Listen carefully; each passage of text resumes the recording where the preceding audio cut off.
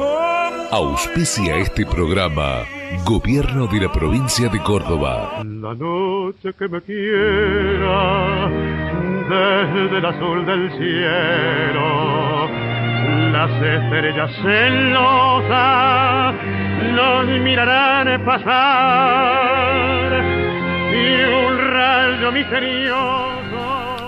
El amor aparece no solamente como la única y legítima manifestación de la vida, como la conciencia razonable, sino solo como una de las miles de diferentes eventualidades de la vida, como una de las miles de las varias fases por las que atraviesa un hombre durante su vida. Aquellos que no han entendido la existencia y que viven por el bienestar de una individualidad animal, no pueden evitar razonar sobre el amor. Necesitan una razón para ser capaces de entregarse a este sentimiento que llaman amor. Cada manifestación de este sentimiento es imposible para ellos sin razonar y sin resolver preguntas sin respuestas. En realidad, cada hombre prefiere su propio niño, esposa, amigos, país, en lugar de los niños, esposas, amigos y países de otros. Y a eso es a lo que le llama amor. Este amor significa en general hacer bien. Es por lo tanto lo que todos entendemos como amor, y no sabemos cómo comprenderlo de otra manera. Por ello, cuando amo a mi niño, a mi esposa, a mi país, quiero decir que deseo el bienestar a mi hijo, esposa y país, más que el de otros niños, mujeres y países. No sucede y nunca podrá suceder que yo ame solamente a mi hijo, esposa y país.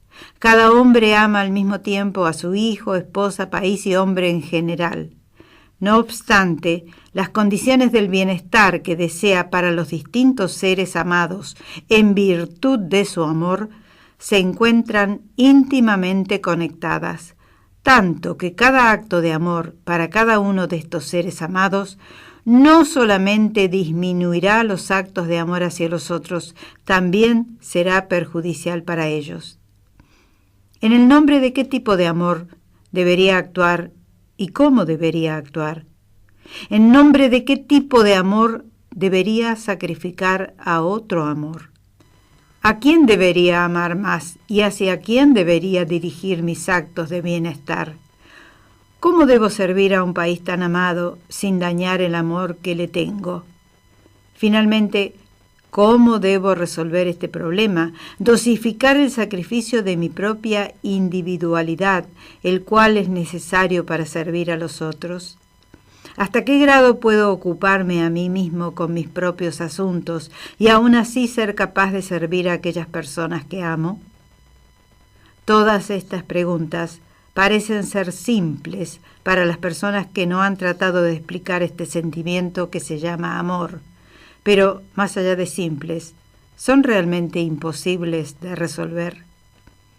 Las demandas del amor son tantas y todas están tan entretejidas que la satisfacción de las demandas de algunas privan al hombre de la posibilidad de satisfacer a otras. Pero si admito que no puedo vestir a un niño entumecido por el frío, con la pretensión de que mis hijos un día necesitarán ropa provista por mí, puedo también resistir a otras demandas de amor en nombre de mis futuros hijos. El amor a futuro no existe. El amor es solo una actividad en el presente. El hombre que no manifiesta el amor en el presente no posee amor realmente.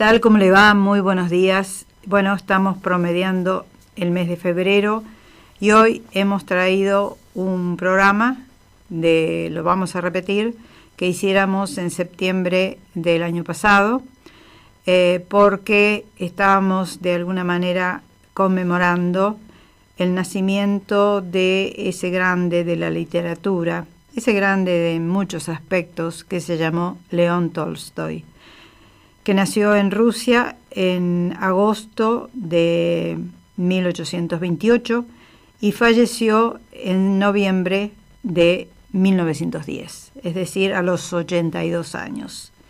León Tolstoy, que fue no solamente el novelista ruso, considerado el más importante de los novelistas realistas de la literatura mundial, junto con las obras de Fyodor Dostoyevsky, fue uno de sus trabajos, fue autor de trabajos tan importantes como La Guerra y la Paz y Ana Karenina, pero tuvo en su haber una cantidad innumerable de cuentos, de ensayos, de trabajos literarios que no entran dentro de la ficción, pero que él en su interior rebuscó para mostrarle al mundo su pensamiento. Lo primero que escuchábamos era una lectura de un propio ensayo de León Tolstoy, haciéndose preguntas sobre hasta dónde debía abarcar el ser humano en su capacidad de amar. ¿Debía amar a lo propio, a lo personal, a lo único? ¿Debía amar a las otras criaturas? Una tortura permanente fue el pensamiento que tuvo León Tolstoy, sobre todo en los últimos años de su vida, que fue muy fructífera. Cuando él empezó a cuestionarse la vida muelle, tranquila, de fama, de gloria, porque era conocido en el mundo entero, de halagos que había recibido después de su mayoría de edad.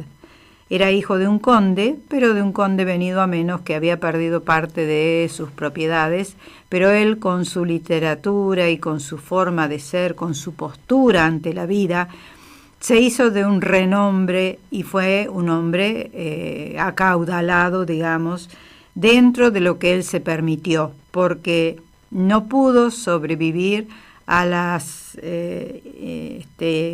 presiones de las grandes ciudades y volvió a vivir a su granja en Yasnaya Poliana, que usted posiblemente conozca un tanto la historia de él, que se crió con labradores, después fue un gran señor, después volvió a la vida campesina. Fue un hombre extraordinario que, por sobre todas las cosas, se ubicó dentro de lo que se llamó la no violencia activa, que después siguieron grandes líderes mundiales como Mahatma Gandhi, que fue amigo de él, o Martin Luther King. Es decir, él tuvo un cuestionamiento permanente de hasta dónde tenía que llegar para brindarse a los otros seres humanos. Y al mismo tiempo fue un hombre muy egoísta, porque pensando en su bienestar personal, que él quería una vida no tan confortable, quería, entre comillas, sufrir un poco más, quizá así él conseguiría paliar un tanto su pasado de, según él, pecaminoso, de hombre que había disipado su vida. Él intentó obligar a su familia a vivir en condiciones paupérrimas como él pretendió hacerlo. No lo consiguió, la familia se le puso en contra y entonces esa forma de expresarse donde él dice debo amar solamente a mis hijos, a mi familia, a mis amigos, a mis propiedades, o debo hacerlo extensivo a todo el mundo, lo cuestionó a él permanentemente. Fue como una tortura permanente que él tuvo hasta los últimos días de su vida, y esto bien dicho porque al final huyó despavorido de su familia y así murió solo en una estación de tren donde fue a refugiarse en pleno invierno, prácticamente con unos harapos que había llevado porque se había dedicado a una vida empobrecida, Bueno, todo un personaje que había nacido en agosto de 1828 y que le tocó vivir una vida primero un tanto escasa, después se enroló en el ejército. No fue su intención ser un militar, sino que se enroló junto a su hermano en la campaña que se hizo en la guerra de Crimea. Después volvió a su escritura y entonces comenzó a tener los grandes éxitos literarios que todo el mundo le conoce. Cuando volvió, después del sitio de Sebastopol, o Sebastopol como lo conocemos aquí, donde habían muerto en combate o por enfermedad 100.000 soldados, alrededor de 100.000 soldados, se reintegró a la frívola vida de San Petersburgo, pero eso significó que sintiera un gran vacío interior. Se sintió absolutamente inútil y, entre otras cosas, dijo lo siguiente, algo que en este programa se repite con frecuencia. Dijo León Tolstoy: he adquirido la convicción de que casi todos eran hombres inmorales. Habla de los que conducían la guerra. He adquirido la convicción de que casi todos eran hombres inmorales, malvados, sin carácter, muy inferiores al tipo de personas que yo había conocido en mi vida de bohemia militar.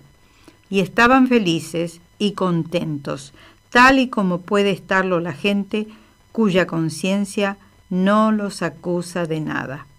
Lo hemos dicho en varias oportunidades.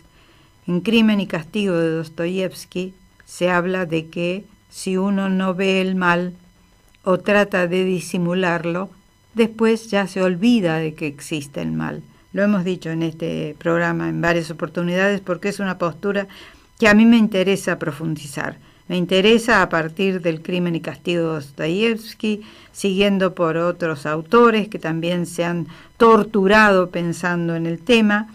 Yo no me torturo, pero me provoca curiosidad. Quiero saber si realmente es así. Cada uno llega a sus propias conclusiones.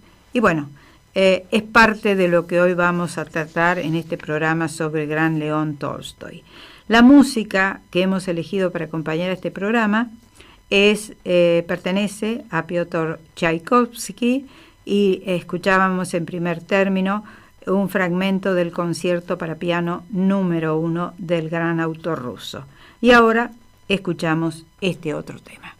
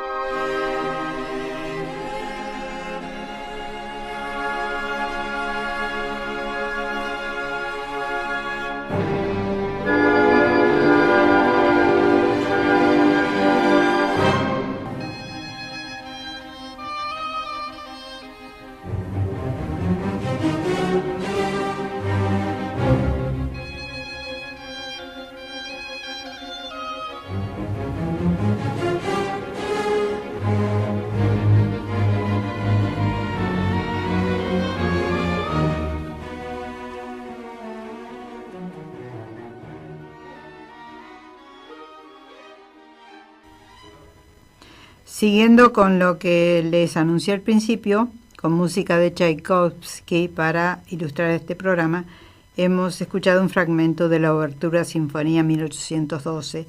Recuerde que el libro de La Guerra y la Paz trata sobre la invasión napoleónica a Rusia, precisamente. A ver, decíamos que fue un apóstol de la no violencia activa, fue un pacifista, y tuvo entre sus amigos epistolares grandes nombres de Occidente y también del Extremo Oriente. Ya le digo por qué. Tuvo escritos o se carteó con el pensador norteamericano Henry David Thoreau. Se escribió con Mahatma Gandhi cuando estaba en Sudáfrica, por eso dije en Oriente, porque en realidad él se escribió con Gandhi cuando Gandhi estaba en Sudáfrica, en esta parte del mundo. Mantuvo correspondencia con George Bernard Shaw, con Rilke, con Rainer Maria Rilke y con el zar Nicolás II de Rusia. Tiene alrededor, o han quedado alrededor de 10.000 cartas que están guardadas y se pueden ver, conservadas en el Museo Tolstoy de Moscú.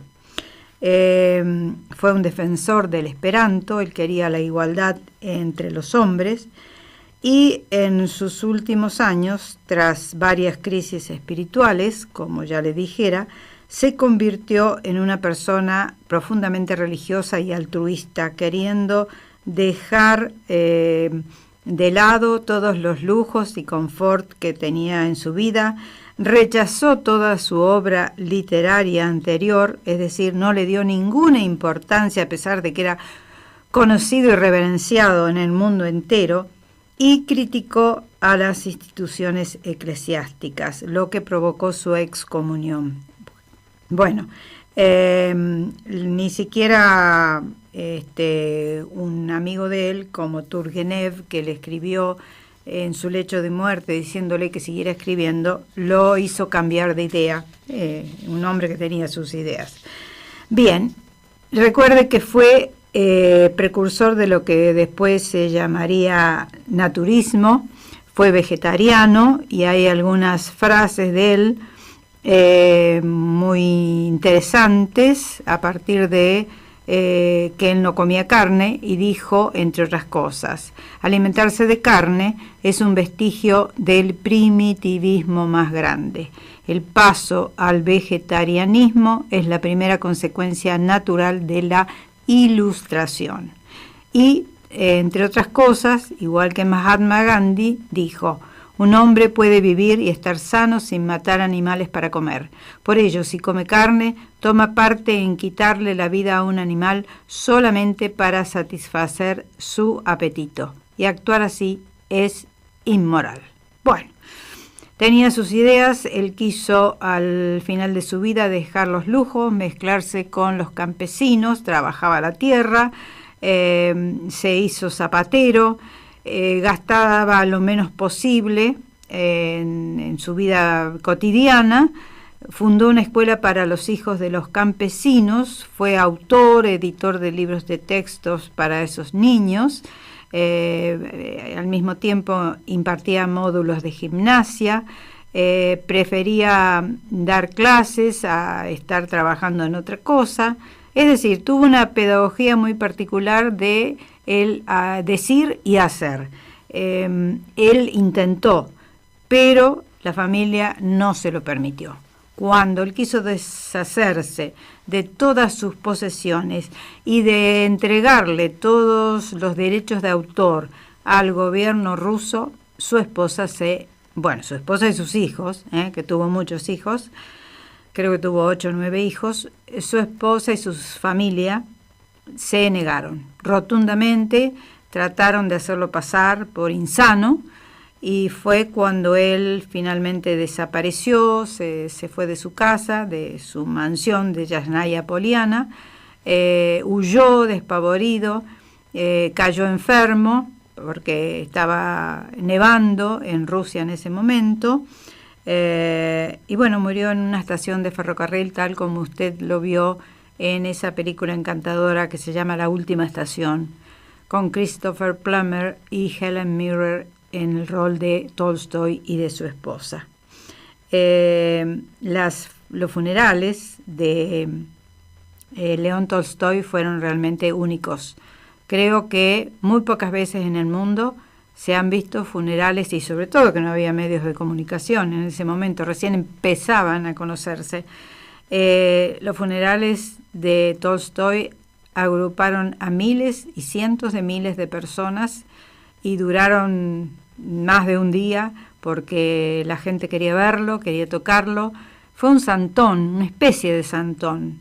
Si yo digo la palabra santón puede parecer peyorativo, pero fue un hombre santo. Fue un hombre que intentó por todos los medios de mejorar en todos los sentidos. Él se consideraba un pecador impenitente, se consideraba como que no había redención para él. Entonces hizo todo lo posible para que Dios y la humanidad lo perdonaran, más allá de su esposa, de sus hijos, que ya al final de su vida no tenían tanta importancia.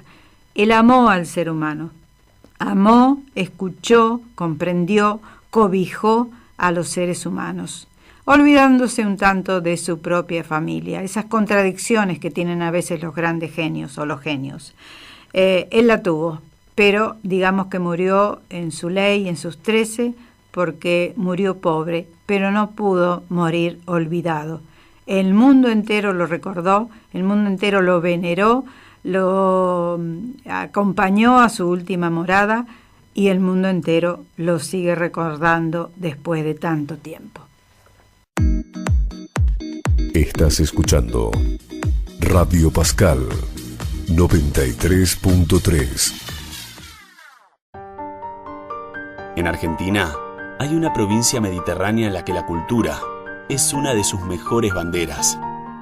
En Córdoba nos estamos preparando para recibir al 8º Congreso Internacional de la Lengua Española, con nuestro Teatro Libertador General San Martín y nuestro nuevo centro de convenciones, nuestras orquestas académica y sinfónica, nuestro Festival Internacional de Jazz y nuestro Teatro Real, nuestras bandas musicales reconocidas en el mundo, nuestras capillas, nuestro Camino Real, nuestras estancias jesuíticas y nuestros cientos de sitios históricos.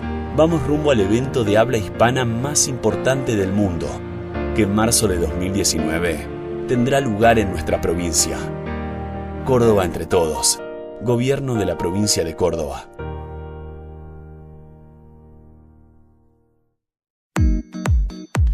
Estás escuchando Radio Pascal 93.3.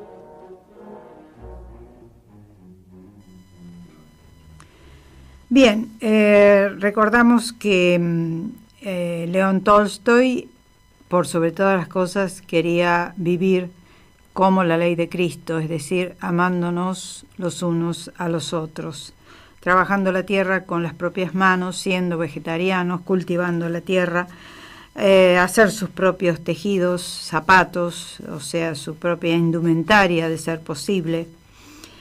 Bueno, tenía su postura, tenía la postura del amor a los pobres y no, quizá le molestó un poco la revolución industrial, que hacía que la gente se apartara un tanto de Dios y se volcara hacia el materialismo. Por ese lado no estaba tan errado, porque así se ha dado, se ha venido dando y se está dando. Por otro lado, también es lógico que el ser humano intente vivir con mayor confort. Y bueno, lamentablemente no lo dijimos cuando hicimos el programa sobre las guerras mundiales, pero también las guerras mundiales, si bien nos insertaron, nos hundieron en la barbarie, también significaron para que de alguna manera el avance científico se diera permanentemente, sobre todo en el campo de la medicina y de los fármacos, etcétera, etcétera. Bueno, todas esas contradicciones que se dan de patadas entre sí y que el ser humano a veces sin querer activa esas circunstancias a favor y en contra de otras cosas. Vamos a referirnos rápidamente a los trabajos novelísticos o los trabajos de ficción, algunos basados en hechos históricos que tuvo León Tolstoy en su haber. En el año 1852 publicó Infancia, en el 54 Adolescencia y en el 56 Juventud. Evidentemente él estaba muy comprometido con su propia vida. En el año 1858, Felicidad conyugal. Quiero decirles que fue muy feliz en los primeros años de su matrimonio, que duró alrededor de 50 y pico de años. Ya en los últimos años la cosa se puso imposible y ya con la esposa no se podían ni ver. Ella siempre lo quiso, aparentemente de una manera muy egoísta, trató de absorberlo, pero él se hartó de ella, al final huyó despavorido y todo eso. En el año 1863, Los cosacos, una historia que él había vivido cuando había vivido en algún momento durante la guerra de Crimea, junto a cosacos, y después lo volcó en las páginas de esta novela. Entre el año 1865 y 1869, pergeñó el que sería el gran trabajo, el más prestigioso, quizá también uno de los más difíciles de completar, que se llama Guerra y Paz, que son miles de páginas. Bien, entre 1875 y 1877 completó un trabajo maravilloso que acabo de releerlo y realmente le he encontrado tanto nuevo. Creo que le dije cuando hicimos este programa de Tolstoy el año pasado. He redescubierto a Anna Karenina y a la filosofía de su autor. En el año 1886 escribió La muerte de Iván Ilich. En el año 1889 Sonata a Kreutzer. Y en el año 1899 Resurrección. La mayor parte de estos trabajos han sido llevados con mayor o menor fortuna al cine, sobre todo los dos grandes trabajos, La guerra y la paz y Anna Karenina.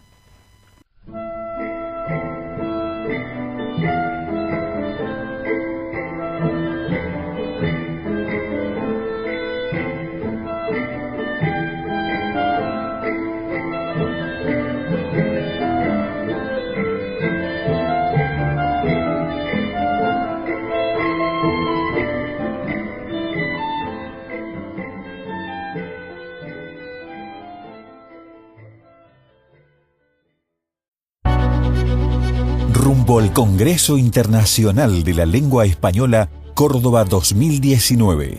Auspicia Gobierno de la Provincia de Córdoba. Apalabrémonos, el noticiero del Congreso de la Lengua Córdoba 2019 y un juego de compromiso con el bien decir y el buen hablar.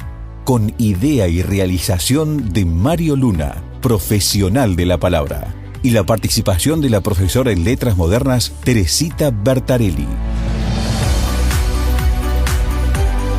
Hola Mario, ¿todo en orden? Hola, profe. Bueno, te digo la verdad, no sé si está todo en orden, pero siempre hay tiempo para ordenarse un poco, ¿no? Sí, Mario, por supuesto. Además, el mundo es tan variado que tal vez lo que parece estar en orden en un lugar queda como desordenado en otro, ¿eh? Es como lo de la manta corta, ¿no? Y eso que pasa en otros ámbitos también pasa con la lengua, profe. Hay que tratar de que no se desordene. Así es. El Congreso Internacional de la Lengua, que tendrá como sede a Córdoba el año que viene, va a ser la caja de resonancia para que después la Real Academia se ponga en la tarea de darle un orden a nuestro idioma. Bueno, es como vos decías, Tere, son muchos los países en los que se habla el español y es muy difícil darle ordenamiento a una lengua que está dispersa por los 5 continentes. Nada menos. Claro, Mario, porque hemos crecido con la idea de que hay una predominancia del inglés, de que ese es el idioma universal y de que todos debemos manejarlo para poder comunicarnos en el extranjero. Y la verdad, resulta que no es tan así. Bueno, está claro que si sabemos inglés, tal vez podamos hacernos entender en cualquier parte, pero lo que no todos saben es que al español lo compartimos con pueblos de África, de Asia, de Europa y de Oceanía, y bueno, y con muchos hispanoparlantes de América, por supuesto. Pero claro, mira, me parece, Mario, que para tener una idea más acabada de la importancia de nuestro idioma, estaría bueno mencionar esos lugares donde se lo considera como lengua oficial, ¿verdad? Bien, estoy de acuerdo, profe. Bueno, a ver, veamos. En Europa es lo más fácil porque todos sabemos que el castellano es la lengua oficial en España, que es de donde salió. Pero lo que quizás se ignora es que en África hay 2 países que tienen a nuestro idioma como lengua oficial, que son Marruecos y Guinea Ecuatorial. Y en Asia, el español es oficial en Filipinas. ¿Y sabes en qué lugar de Oceanía se habla español? En la isla de Pascua, que forma parte del territorio chileno. Bueno, por eso reitero, qué difícil se nos hace, diría Alejandro Lerner, mantener en orden una lengua que se habla en zonas tan distantes unas de otras. Sí, Mario, gente de todas esas regiones posarán su mirada sobre Córdoba cuando el Congreso de la Lengua, en marzo del año que viene, abra sus sesiones y ponga en discusión la forma en que nos expresamos. Va a ser seguramente un trabajo muy arduo, sobre todo porque cuando hemos crecido en lugares tan diferentes, cuesta encontrar cosas en común. Pero justamente lo que tenemos en común es la lengua. Bien, Mario, y ahora que hemos logrado ordenar algunas de nuestras ideas, nos despedimos hasta la próxima. Chao, profe. Todo en orden y con el mismo rumbo. Rumbo al Congreso Internacional de la Lengua Española, Córdoba 2019. Auspició Gobierno de la Provincia de Córdoba. Fue una realización integral de la Fundación Escuela de Locución Mario Luna para la promoción del interés en la lectura de textos.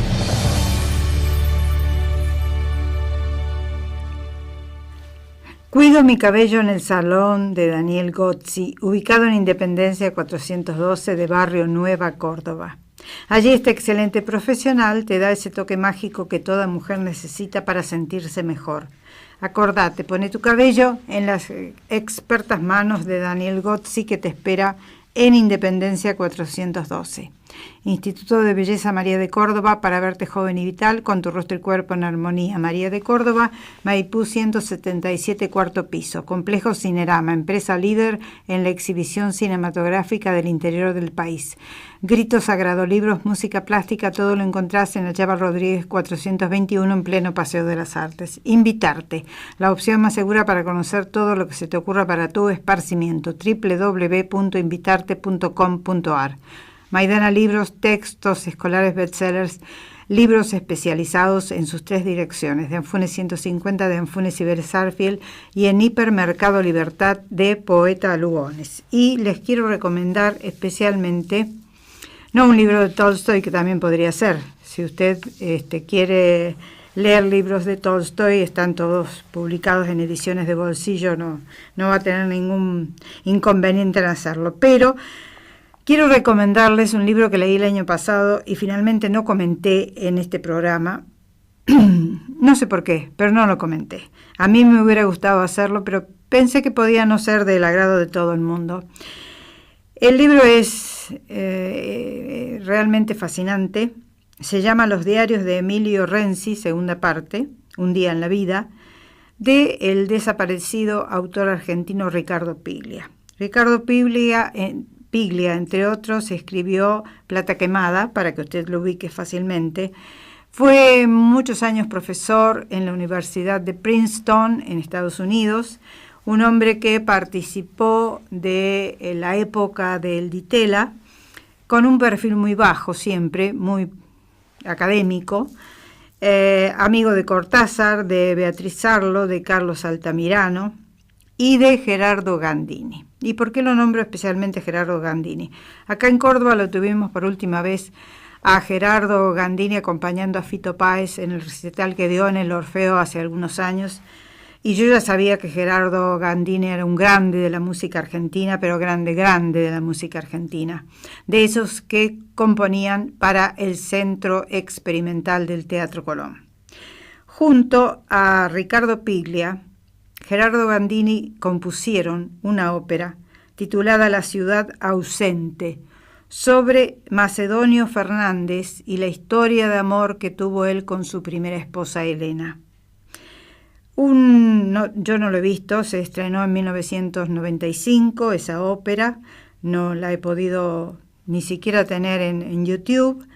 Es la historia de un hombre que lamenta tanto la muerte de su esposa que hace una suerte de robot para revivirla, como un pacto con el diablo, y sin darse cuenta que cuando él muera su esposa va a tener que seguir viva sin él. Entonces se va a repetir la historia. Esta historia fantástica entre comillas, de fantasía, revive nuevamente un mito que ha transitado mucho por la literatura argentina clásica, que es la máquina del tiempo, la máquina de hacer robots, la máquina en general. Horacio Quiroga, Roberto Arlt y Bioy Casares en la invención de Morel trataron el tema de la máquina junto al manejo que podía hacer el ser humano con ellas.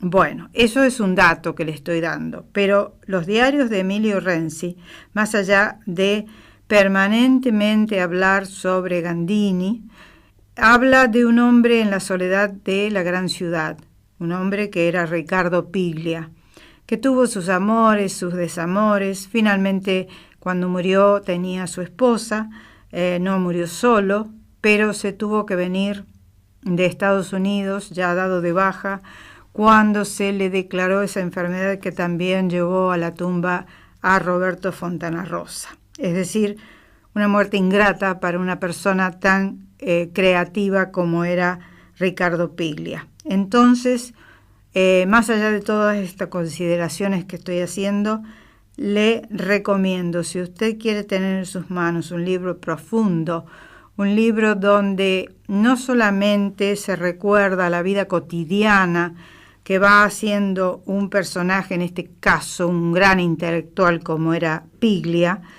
va también mostrando o dejando entrever, sin hacerlo directamente, de manera muy elíptica, va dejando entrever lo que las circunstancias provocan en los sentimientos del autor.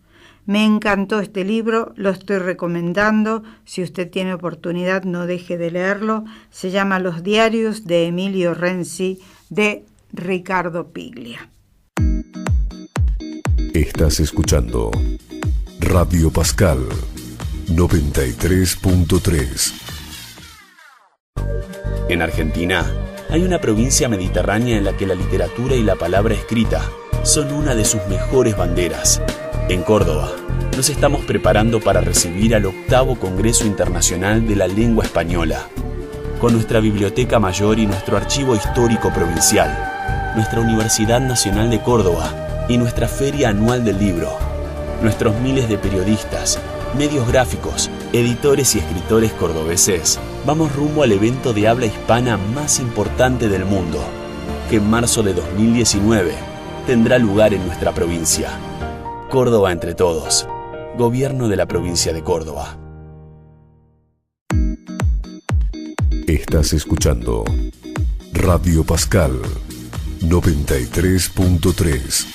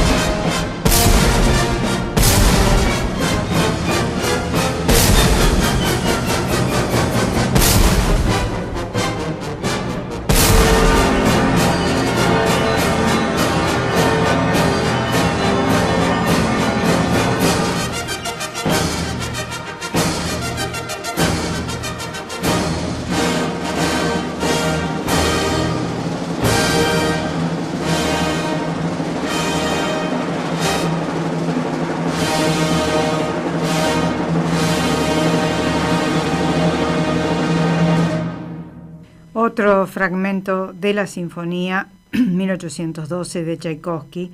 Recuerde que está basado justamente en la invasión napoleónica a tierras del Imperio ruso en ese año precisamente, 1812. Repasamos rápidamente parte de la vida de León Tolstoy para ubicarlo quizá. Quedó muy joven huérfano, fue educado por sus tías, nació en Yasnaya Poliana, al sudoeste de la ciudad de Tula.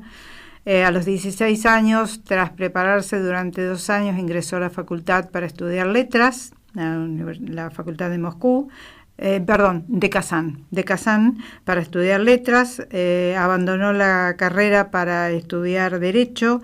No disfrutaba de las clases, era muy creativo, muy bullicioso, muy inquieto, y bueno, dejó directamente de estudiar y se dedicó a leer. Tenía intereses variados como la literatura, la música, cumplió con el servicio militar obligatorio. A sus 25 años, después de la declaración de la guerra con Turquía, su hermano lo instó a ir con él al Cáucaso.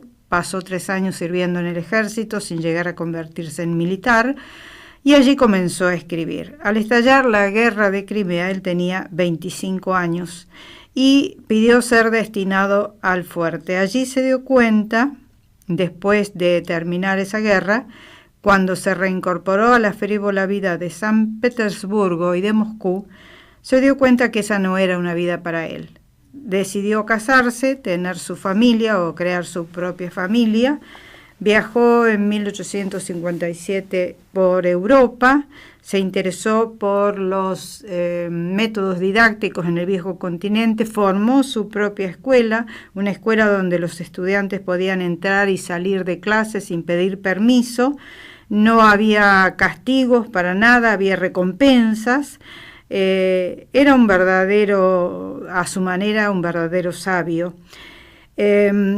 Él meditó siempre mucho sobre la muerte y sobre todas las cosas, meditó sobre la conciencia, es decir, la trascendencia que tenía la muerte en el ser humano y sobre todo la influencia del cargo de conciencia que él siempre lo sintió y que suponía todos los seres humanos debían sentirlo, pero se dio cuenta de que cuando uno se niega a percibir algo, con el tiempo se va olvidando.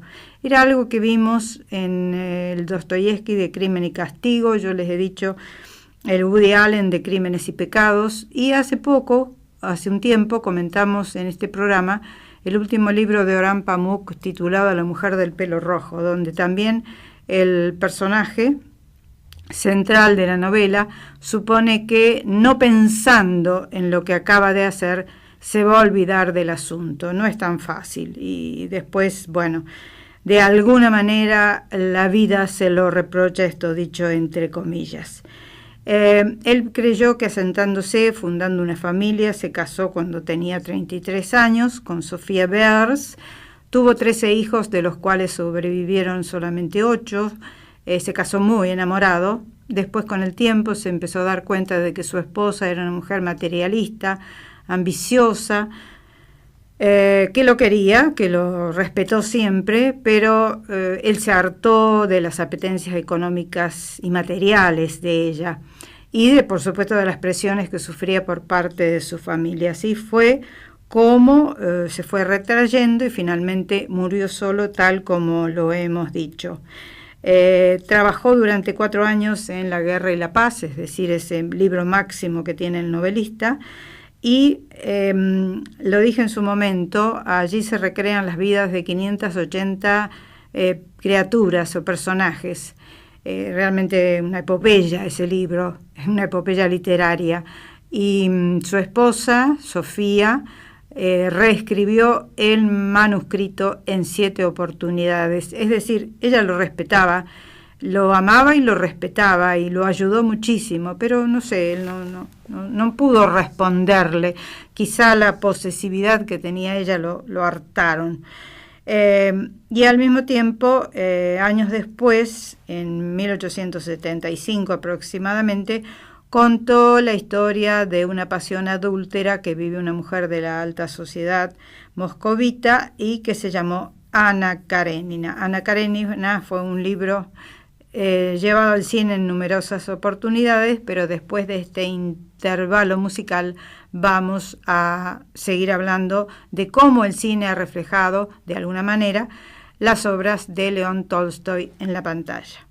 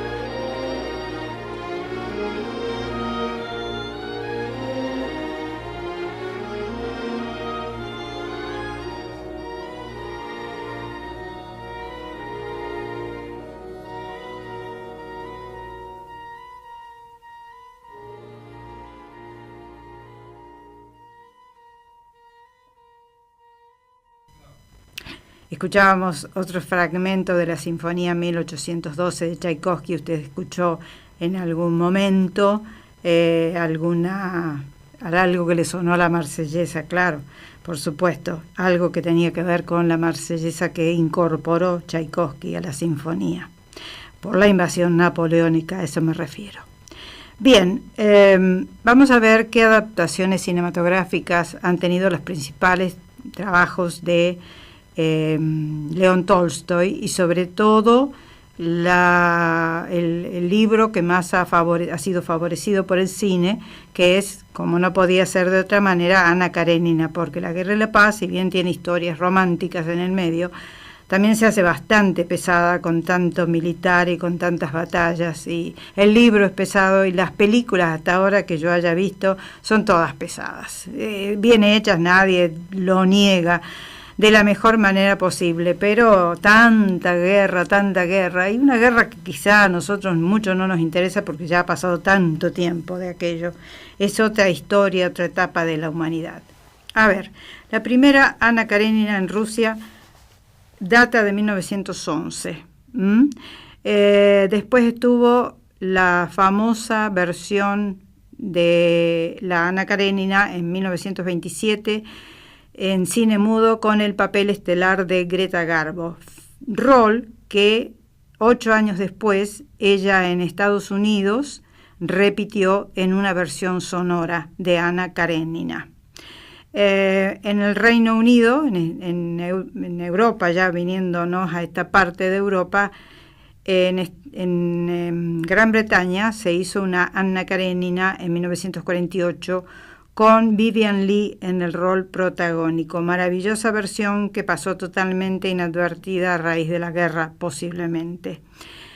La Guerra y la Paz llegó de la mano del director King Vidor en 1956 en la versión más esplendorosa, que tuvo a Audrey Hepburn, Mel Ferrer y ¿cómo se llamaba? Henry Fonda, perdón.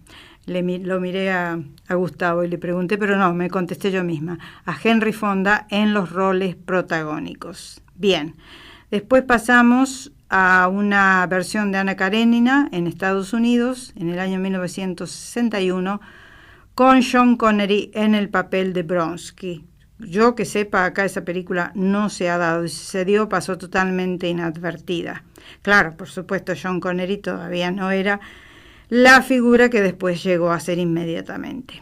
En el año 1967 se hizo una versión rusa de Ana Karenina, donde usted la ve a Maya Plisetskaya en el esplendor de su belleza tan grácil, tan elegante, haciendo el rol de una princesa o la princesa Betsy.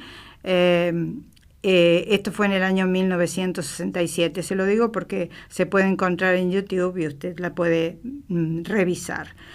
Ese mismo año, en Rusia también, el director Sergei Bondarchuk, que fue uno de los más importantes que ha tenido el cine ruso en los últimos años, hizo otra versión de La Guerra y la Paz.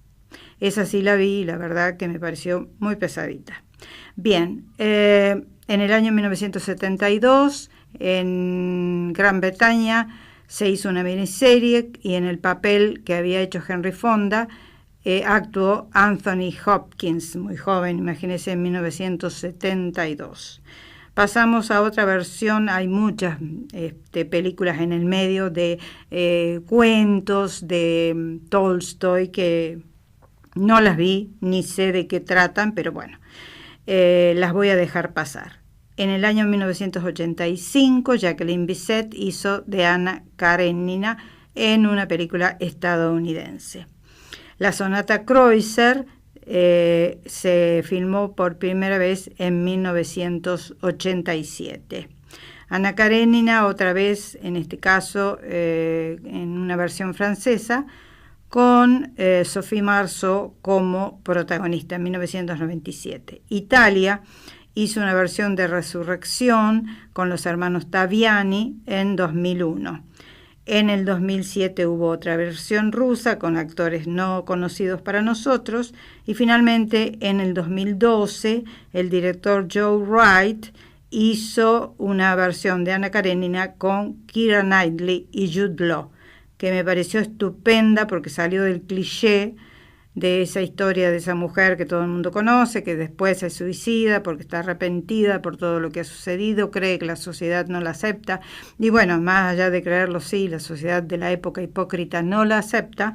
Una mujer que ha dejado a su esposo y a su hijo por un amante, queda embarazada con un nuevo hijo, no obstante, a pesar de tener el amor de su amante, que es el conde Bronsky, ella se suicida. Pero lo que hizo Joe Wright, y se la recomiendo si usted puede verla, es hacer que cada capítulo del libro sea una especie de puesta en escena de una ópera ballet, con diálogos, por supuesto, pero está tan bien coreografiada la película que me sorprendió gratamente. Es algo único, por cierto. Y finalmente, dentro de las biografías que se le pueden atribuir a León Tolstoy en el mundo del cine, está esa hermosa versión de sus últimos tiempos, titulada La Última Estación, con Christopher Plummer y Helen Mirren en los roles protagónicos. Estás escuchando Radio Pascal 93.3. En Argentina hay una provincia mediterránea en la que el cine y la producción audiovisual son una de sus mejores banderas. En Córdoba nos estamos preparando para recibir al 8º Congreso Internacional de la Lengua Española, con nuestro Polo Audiovisual Córdoba y nuestros programas de fomento, nuestra industria local premiada en el resto del mundo, nuestros estudiantes y profesionales del mundo audiovisual, nuestros actores y actrices, nuestro cine móvil en los barrios y en las escuelas, y nuestra producción diaria de contenidos. Vamos rumbo al evento de habla hispana más importante del mundo, que en marzo de 2019 tendrá lugar en nuestra provincia. Córdoba entre todos. Gobierno de la provincia de Córdoba.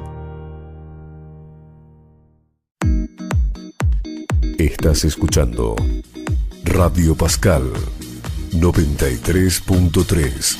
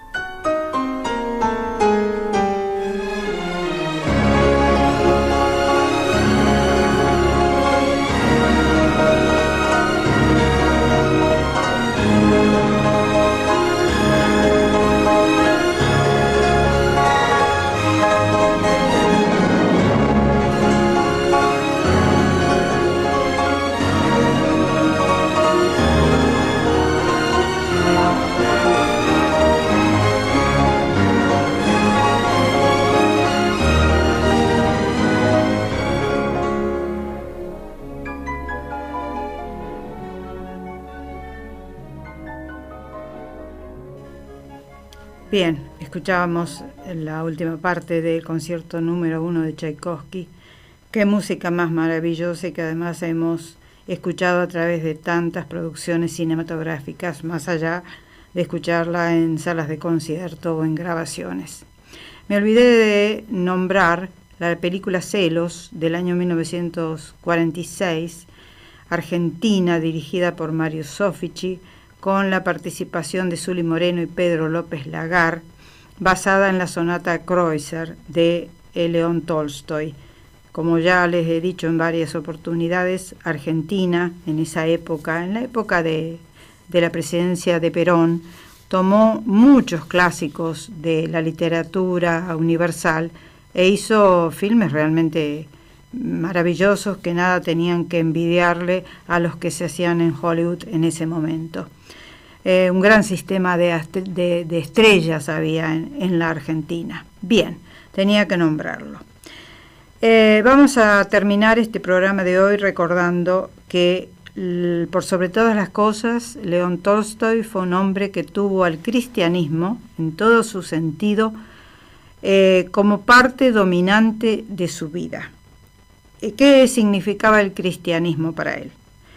Significaba tener o sentir humanidad hacia los demás, empatía, amor hacia los otros, indiscriminadamente, es decir, amor hacia lo propio y hacia lo ajeno. Tener conciencia, sentir responsabilidad hacia los compromisos adquiridos y tantas otras cosas que él amó a la naturaleza, amó a los animales, amó al ser humano y quizás se quedó corto en amar a lo propio, como fue su esposa y sus hijos. Pero a veces sucede, con los genios suceden esas contradicciones, que uno se las disculpa sin ninguna duda, y más en este caso, que lo llevó a él a precipitar su propia muerte. Señores, quisimos de esta manera recordar a León Tolstoy, a quien recordábamos en septiembre del año pasado. Gracias a todos ustedes, a Julie, a Elenita, a Raquel, Marcelo Moreno, familia Grasso, Mercedes y Rodolfo, Brigitte, Julio. Gracias a la Universidad Blas Pascal, a Diego Quiroga, a Matías Sáenz, a Gustavo Seifer. Y nos despedimos hasta la semana que viene, en que a partir de las 11 aproximadamente estaremos, si Dios quiere, aquí en 93.3 FM Radio Pascal. Chau y hasta entonces.